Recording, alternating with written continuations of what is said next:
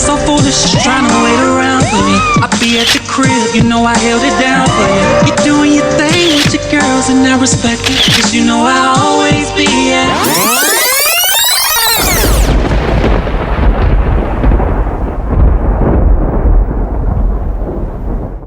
Welcome everyone to another enlightening episode of RizzAsylum. I'm your one and only host, Rizz, and today we will be diving deep into the world of the unknown realm and secrecy, lies, and betrayal.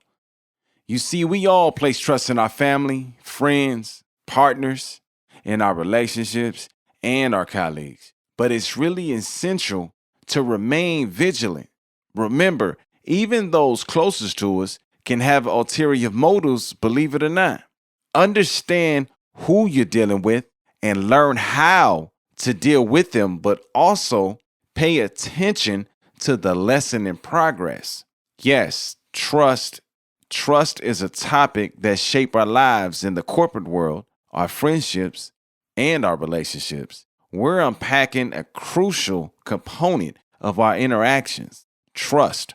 Yeah, trust is the foundation of all relationships, be it with your family, your friends, your partner, or your colleagues. We extended this invisible thread of belief, expecting it to be held sacred. However, it's essential to thread carefully because for sometimes, even those closest to us may harbor ulterior motives that may leave you in shock or broken. It's real easy to fall into the comfort of trust, especially with those we hold dear and those we place on an invisible pedestal. But remember, being vigilant and attuned to the subtle signs of deceit is paramount.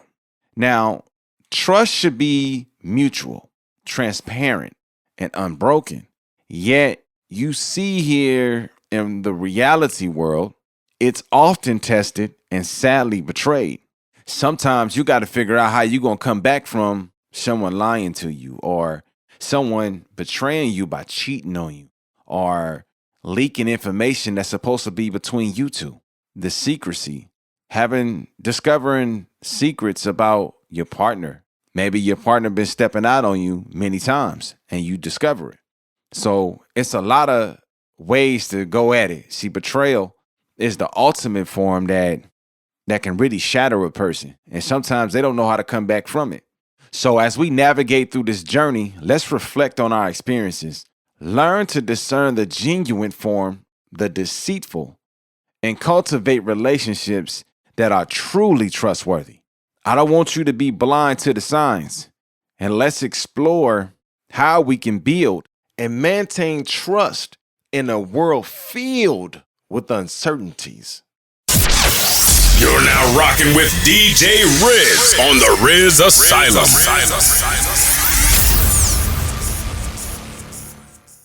Welcome back. But before we jump in, let's address some responses from our last episode's question of the day. It reads, how do you integrate self-care and hygiene into your daily routine to build confidence? And can you share a personal story where maintaining good self-care and hygiene significantly boosted your confidence? Our first response comes from Amy from Dallas, Texas. She shares, for me, it's a morning routine of yoga and self-care. It helped me feel more confident during a job interview. I'm glad you was able to feel confident in that job interview, and I hope you landed that job. Number 2 comes from Mark from Chicago, Illinois. He says, I started grooming and dressing well, which significantly boosted my confidence during a public speaking event. You see, you look good, you feel good, your confidence is up, and you're able to speak in front of a wide world audience. Because it's not easy getting in front of an audience and speaking publicly. Trust me. Number 3 comes from Sandra from Miami, Florida. She writes, by maintaining a healthy diet and skincare, I felt radiant and confident at my wedding. You see how that goes? When you put on that diet and you start feeling good, taking care of your skin, making sure you look good in that wedding dress, make you feel like a queen. How you supposed to feel on that wedding day, ladies?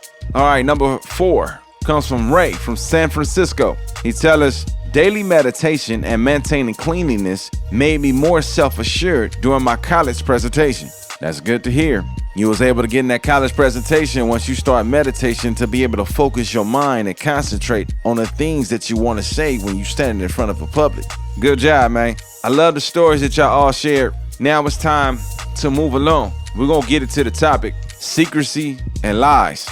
Now, let's discuss secrecy and lies. People keep secrets for various of reasons. Some for protection, others for deception.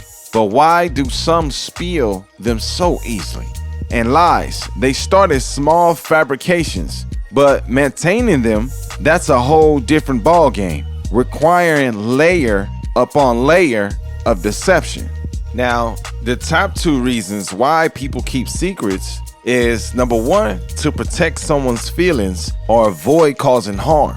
Number 2, to maintain privacy or personal boundaries. All right, I'm gonna share with you 2 reasons why people betray someone's secrets. Number 1, to gain personal advantage or favor with others. Number 2, due to emotional impulsiveness or lack of self-control.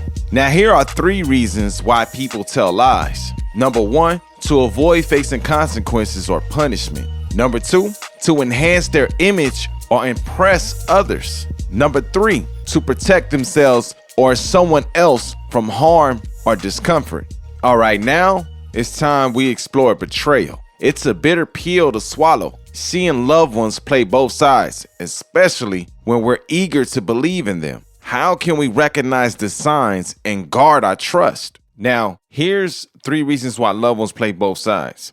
To avoid conflict and maintain harmony within the group. Number 2, to protect their relationship with all parties involved. Number 3, due to fear of alienating or displeasing someone they care about. I'm going to give you 3 ways to figure out the signs to guard your trust. Number 1, behavioral observation. So noticing inconsistency in stories or evasive answers can hint at deceit. Reliable actions and open communication often indicate trustworthiness. Number 2, emotional awareness. Turning into emotional cues helps decipher genuine intent. If someone's tone, body language, or reaction seems off, it might be a sign to be cautious. Number 3, boundary setting. Be clearly defining personal boundaries and sharing selectively. We can ensure trust is built on foundation of mutual respect and reliability. Now, let's be clear. I'm not saying all this for you to go and ruin friendships or relationships or things of that nature. I'm only giving you this information to help you understand what's going on, not for you to go into assumptions and start going at it with false accusations. You got to have proof. You got to have a sense of what's going on. I'm just making you aware. This is only a guide to teach you how to recognize signs. So it's up to your judgment to figure out if this is really going on or not. But these are the signs to help you better understand what's going on. You're now rocking with DJ Rizz on the RizzAsylum. Welcome back, Rizz Nation. It is now time to get into that favorite segment of the show, the Recovery Letter. Today, we will hear from Crystal from Palm Springs, California. Crystal shares a heartbreaking story of a betrayal from a partner of 22 years and her childhood best friend, LaToya. She discovered their affair in the most devastating way and is now torn about her next steps. So now, if you want a letter read and would like advice like this on air, then all you got to do is send in your letters to theasylum46@gmail.com. That's theasylum46@gmail.com. You're listening to The Recovery Letter. All right, let's get into the read. Dear Rizz, my name is Crystal and I'm from Palm Springs, California. I seem to find myself caught in a whirlwind of emotions with so much betrayal and confusion. You see, I was married to Mike and he's a wonderful father of 2 beautiful children for over 2 decades now. We had our ups and downs like any other normal relationship, but I believed we had a stronger bond. However, everything unraveled when I introduced Mike to my childhood so-called best friend, LaToya. Initially, I was extremely thrilled about them getting along. because it's important to maintain no drama, but the relationship soon took a disturbing turn for the absolute worst. Now, with all the late-night texts, the clandestine meetups, Michael and LaToya seemed to have become inseparable, leaving me grappling with a sense of foreboding. One fateful evening, my women intuition kicks in, with my suspicions was confirmed. Pretending to work late, I surveillanced my own home, and to my horrible worst nightmare unfolded. I discovered Mike and LaToya together, and I do mean together, in an intimate act on my living room freaking couch. The sight was completely devastating, a betrayal from the two people I really held dearest. I confronted them immediately after seeing them two, but their feeble excuses and all the pleas fell on deaf's ear. In the aftermath, I severed ties with both Mike and LaToya, and now focusing on healing and providing for my children, that's all. However, life has a funny way of testing us when we least expect it. Both Mike and LaToya, at different times, came and approached me seeking for forgiveness and a second chance to mend what was broken. Mike with the saddest moment, with tears in his eyes, pleading for a chance to repair our marriage for the sake of our children. Meanwhile, LaToya has also reached out, hoping to rekindle our once cherished friendship. Rizz, I am severely torn, but a part of me yearns for the comfort of the familiar faces, of the once important people, the family we built, the friendship that was once my anchor. Yet the wounds are deep truly, and the trust is shattered. I'm confused because I'm not sure how can such betrayal be forgiven. Can relationships really be mended after such deceit? Please, Rizz, I seek your guidance in navigating this tumultuous sea of hurt, emotions, and decisions. Sincerely, Crystal.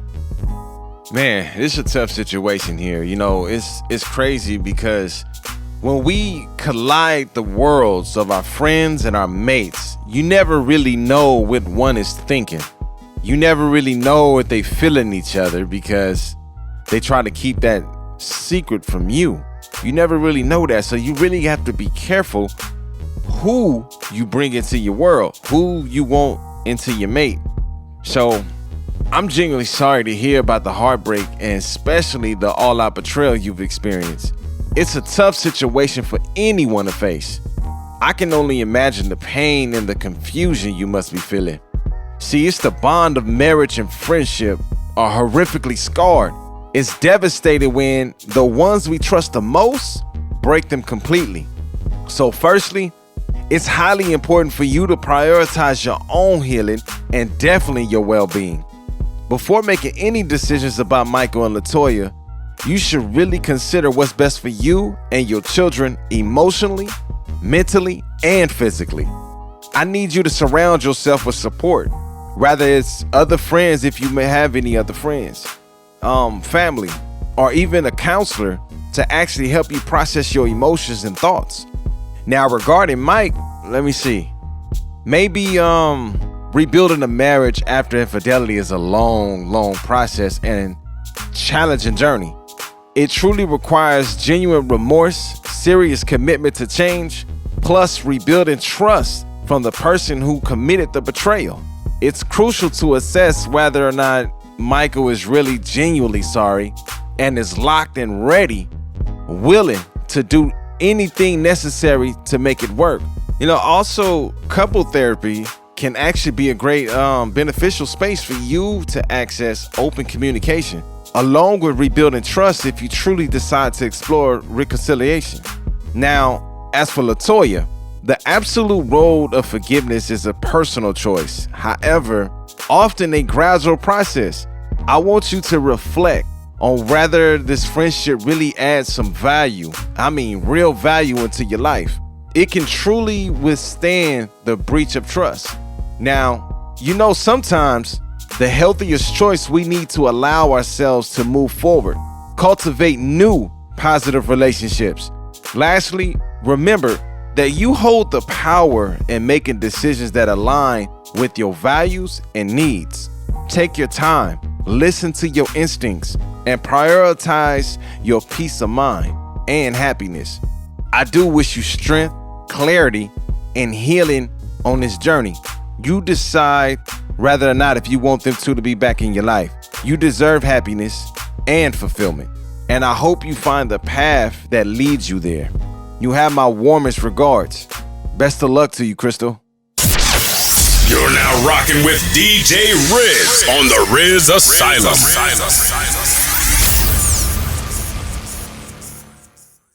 Welcome back, Rizz Nation. Now, let us get into our question of the day. And you know, based on Crystal's story, I gotta ask this.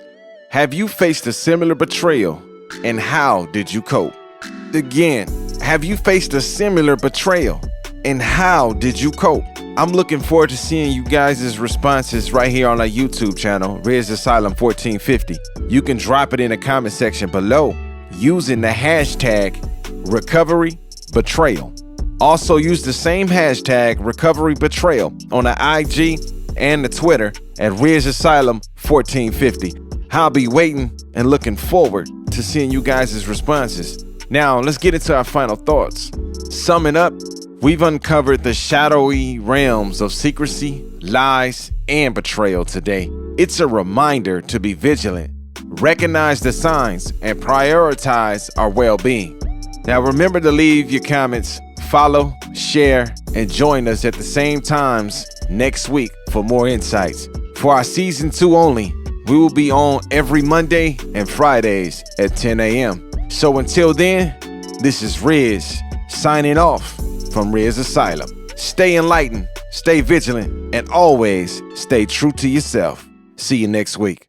I was being so foolish, trying to wait around for you. I be at the crib, you know I held it down for you. You doing your thing with your girls and I respect it, 'cause you know I'll always be